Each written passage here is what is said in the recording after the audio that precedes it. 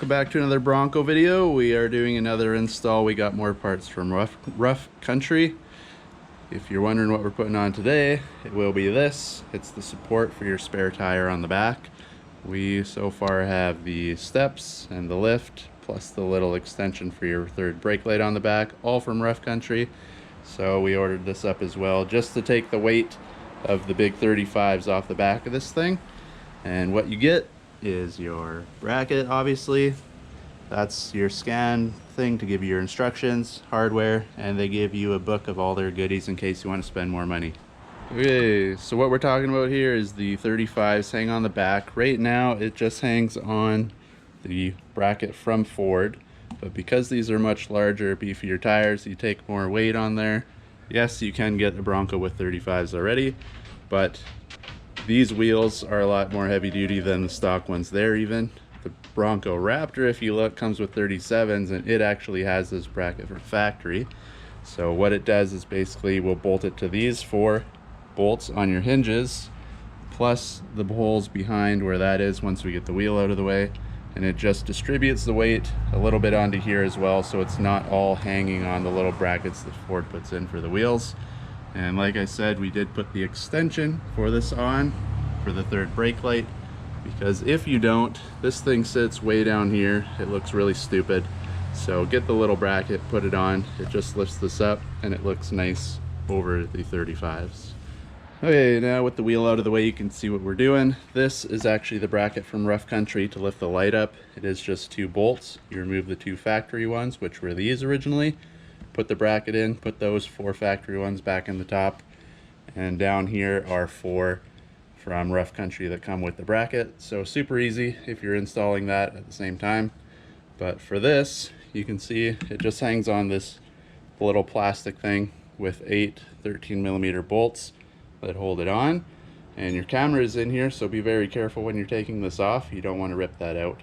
But basically what that bracket is going to do is bolt in place of these 4. This will go back on the front, plus it will hang on here. So that's what I mean, it will distribute the weight off of this completely and just kind of spread it out a bit. But first things first, we got to open up the door and get your wiring harness out of the way, because this has to come completely off to get the bracket on. Alright, open up the door, come to the little side panel here, just get your fingers behind. You don't need any pry tools for this, and the plastic trim will just pop off. Don't yank it too hard, because you don't want to end up breaking the clips in there. Just work your way around, and she comes right off. That's what you're working with, little brackets. Then in here you have your wiring harness. You want to unplug everything that is attached to this. So you have one here and one here. Leave that side one alone, that is your actual light. And then this has 4 little push tabs on it. You'll just squeeze those, which is easier with 2 hands, and it will pop out to the other side, and then you just pull it out of the spot right here. Next step, once that's out, you can see it is just a rubber gasket, and this little piece is plastic. You squeeze that in, it'll pop out of here. You get 13mm wrench, 8 bolts, 4 up here, 1 here, 2 in the middle there, another one there, and that comes off. Alright, now hardware wise, you get 8 of these little silver ones, which replace the black ones that you pulled out of the cover in the middle there. I think I'm going to reuse these just because it stays black. It won't turn into this chrome look. They seem the same size to me, so it's not like they're any longer or anything. Then you get these, plus a washer. Don't forget the washer on each of these either. That is to replace the 4 in the hinges. And also you get this little rubber gasket for the hinges as well. It's countersunk, so that goes into the hinge. And then you get her all bolted back up to the car. Line it up and tighten her down. Alright, before you take these bolts out, I've already got them out, but I've put a bunch of plastic pry tools in here just to hold it up from stop dropping so much, and one in that side, because this is now free floating basically, other than holding on by the hinge. So you want to get that as close to possible for not moving. It did move a little bit, so we'll have to adjust it, but you don't want this falling right off. And then what I meant by these countersink spacers, they fit right in here, just like that. So you'll get the 4 long ones and a washer. Go through the holes. We'll get those back on first, realign the door, and then the other ones will go in here once this is hanging. All right, so we will show you the good and bad. Once I got these out, like I said, this dropped. If you look through there now, you can see I've got it lined pretty much dead on where it's supposed to be. What I did is put these in the bottom corner to lift it up, and then come to this side and stuff some between the top panel and your door to keep it pushed over. I did it top and bottom. Don't put it on this piece because this is just one little trim piece and it will fold. So that's not going to help keep the door from pushing over that way. All right, once you get the 4 bolts for the hinges in, tighten them down, make it snug, make sure your door is relatively straight. You can adjust it a little bit later. We ended up taking the roof, or the back panel of the roof off, just to get a little bit of leverage to lift this thing up and down and side to side to get these to line up.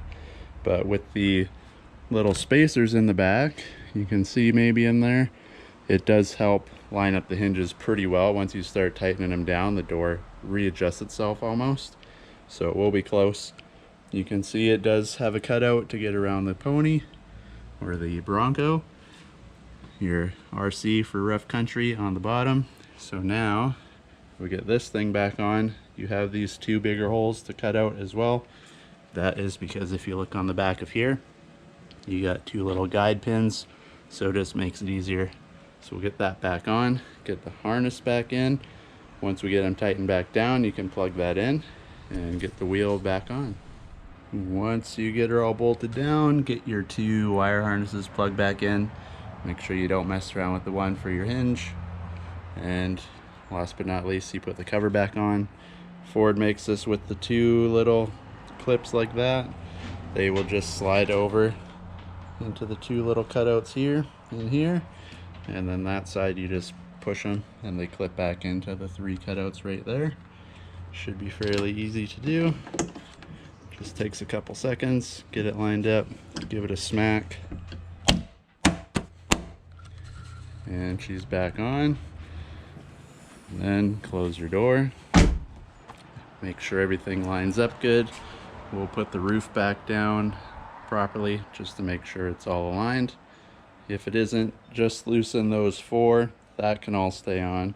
You can lift it up and down, get it perfect, snug her back down, and you're good to go. All right, and once the bracket is all on, you can just throw your spare tire back on. Now you don't have to worry about all the weight hanging just on those little bolts. You got it also bolted to your hinges here. And as you can see, there's a nice bumper on here now. We installed that today as well, so stay tuned for that video. But for now, that'll be it for this one.